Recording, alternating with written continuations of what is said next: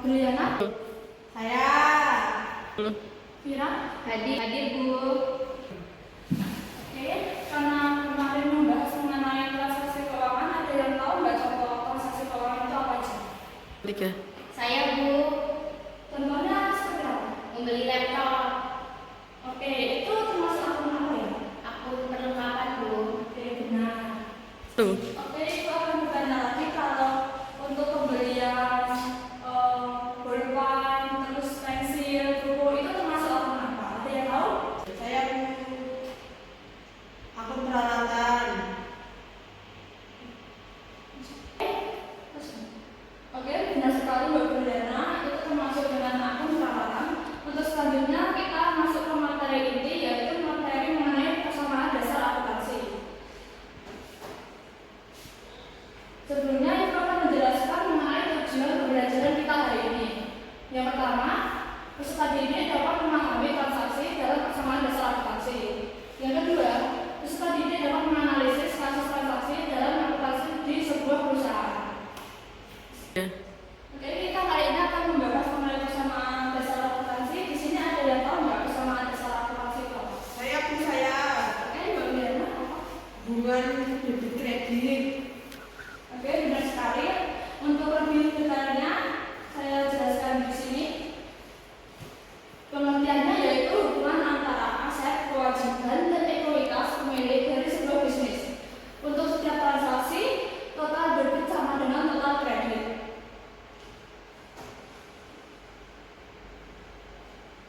Lalu ini untuk rumusnya yaitu harta sama dengan hutang ditambah modal, atau dalam perusahaan itu lebih lengkapnya itu beban plus harta sama dengan hutang plus modal plus pendapatan.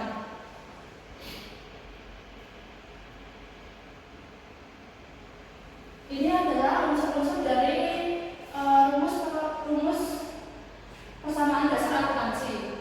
Yang pertama ada harta, bentuk kekayaan yang dimiliki oleh perusahaan atau individu yang memiliki nilai ekonomi dan dapat memberikan manfaat di masa depan.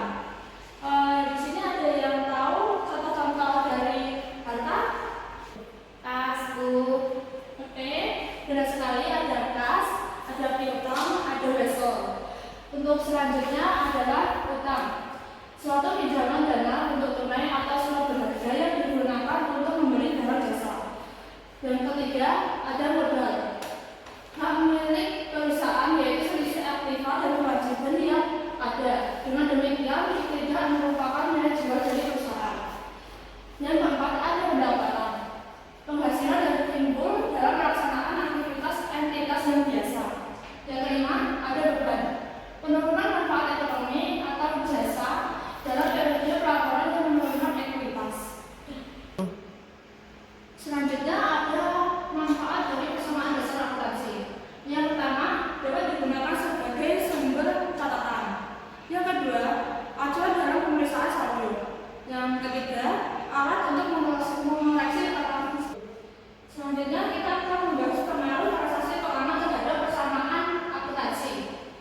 Yang pertama, mempengaruhi aktiva dan pasifa. Maksudnya yaitu transaksi tersebut akan tetap bisa mendatangkan nilai seimbang dari kedua belah tabel jika transaksi transparan dan tidak ada yang disembunyikan. Yang kedua, menambah atau mengurangi salah satu sisi. Maksudnya yaitu proses transaksi keuangan yang dilakukan perusahaan bisa mengurangi sisi aktiva atau aset perusahaan, namun jumlahnya menambah bagian pasifa. Ada yang ditanyakan? Tidak ada Bu. Oke, kalau tidak ditanyakan, kita lanjut untuk penugasan hari ini. Nanti bisa scan dari model tersebut. Penugasannya secara individu, namun jika ada yang kesulitan bisa diskusi dengan teman sebelahnya.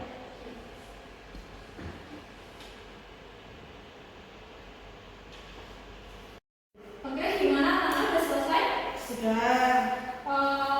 Untuk selanjutnya bisa dibacakan soal pada barcode itu nanti dibaca lalu disimpulkan jawabannya. Saya soal nomor 1. Investasi awal berupa uang modal secara konstan milik perusahaan sendiri sebesar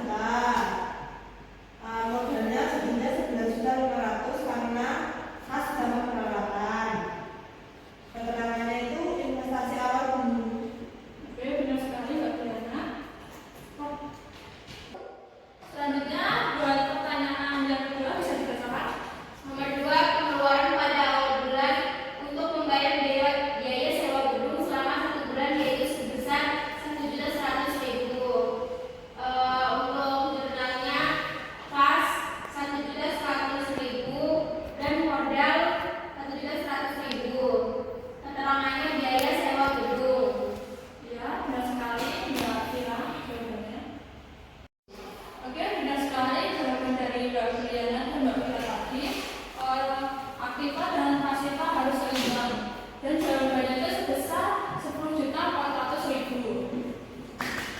Oke. Untuk mengakhiri pembelajaran hari ini, Ibu adakan post test. Silakan di-scan nanti dikerjakan di rumah masing-masing. Baik, Bu. Sebelumnya ada yang bisa menyimpulkan materi pada hari ini, pembelajaran hari ini? Saya, Bu. Oke, Mbak Vira. Kesimpulannya adalah dalam persamaan dasar akuntansi antara pasifa dan aktiva harus seimbang.